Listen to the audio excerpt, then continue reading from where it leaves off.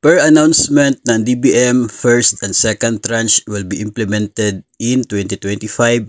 Back pay ng 2024 increase ay matatanggap sa 2025 kasabay ng second tranche. So, isa po ito sa mga common na natatanggap po natin yung mga tanong at komento na pagsabayin daw yung implementation ng first and second tranche ayon sa DBM.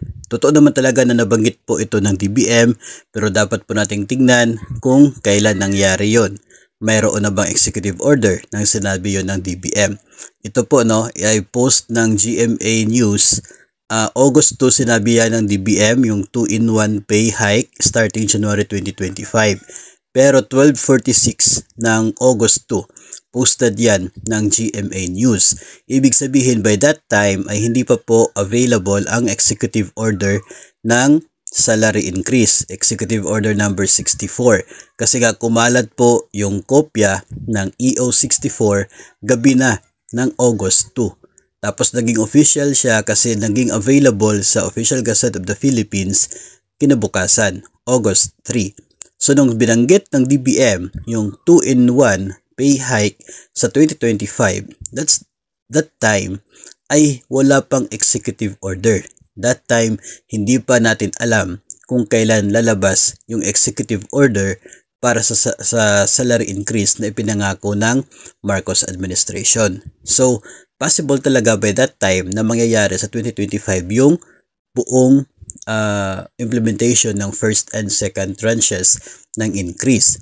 Pero after po nung lumabas ito pong executive order, ang binanggit na po ng DBM ay ni Secretary Mina ay may order siya sa concerned offices ng DBM na bilisan yung pag-process sa guidelines and other processes under DBM para ma-implement ang salary increase.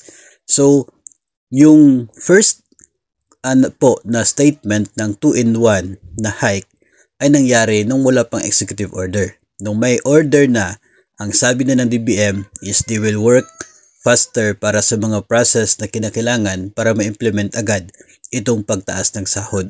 Kasi nga mayroon naman pong nakalaan na budget for this purpose ngayong 2024 at included yan doon sa miscellaneous personal benefit na fund ng atin pong gobyerno. So ang sa atin lamang ay hopefully lalabas ito pong guidelines from DBM, yung National Budget Circular, tapos ma-process agad yung allocation papunta sa mga offices ng gobyerno para hindi na po abutan ng 2025, ma-implement na agad itong pagtaas ng sahod ngayon taon ng 2024.